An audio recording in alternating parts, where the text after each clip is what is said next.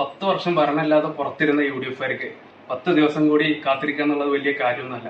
പക്ഷെ ഈ 10 ദിവസത്തിന്റെ ഉള്ളില് കേരളം മനസ്സിലാക്കിയ കുറച്ച് കാര്യങ്ങളുണ്ട്. VD സതീശനെ ആദ്യം തന്നെ മുഖ്യമന്ത്രിയായിട്ട് പാർട്ടി തീരുമാനിക്കല്ല ചെയ്തത്. മറിച്ച് VD സതീശൻ അല്ലാതെ മറ്റൊരാളും ഈ മുഖ്യമന്ത്രി കസേരക്ക് അർഹനല്ല എന്ന് തെളിയിച്ച 10 ദിവസങ്ങളാണ് കഴിഞ്ഞു പോയത്. പാർട്ടിക്കുള്ളിൽ തന്നെ പല നേതാക്കന്മാരോടും പ്രവർത്തകർ എതിർപ്പ് പ്രകടിപ്പിക്കുന്ന നമ്മൾ കണ്ടു. അതൊന്നും അവരോട് ദേഷ്യം ഉണ്ടായിട്ടല്ല.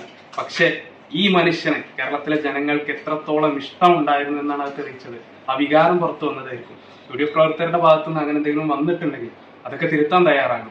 പക്ഷെ അതിന്റെ ഇടയിൽ കൂടെ കുറെ ഫേക്ക് അക്കൗണ്ടുകൾ ഉണ്ടാക്കിയിട്ട് KC വേണുഗോപാലിനെ സപ്പോർട്ട് ചെയ്ത് കേസ് മുഖ്യമന്ത്രിയാവണം അല്ലെങ്കിൽ രമേശ് ചെന്നിത്തല മുഖ്യമന്ത്രിയാവണമെന്ന് പറഞ്ഞ് തമ്മി തല്ലിക്കാൻ ശ്രമിച്ച ഒരുപക്ഷെ പിണറായി വിജയൻ മുഖ്യമന്ത്രിയാകാൻ പണിയെടുത്തതിനേക്കാൾ കൂടുതൽ KC വേണുഗോപാൽ മുഖ്യമന്ത്രിയാകാൻ വേണ്ടി സൈബർ ഇടങ്ങളിൽ രാപ്പകലില്ലാതെ പണിയെടുത്ത സൈബർ പോരാളികളുണ്ട്.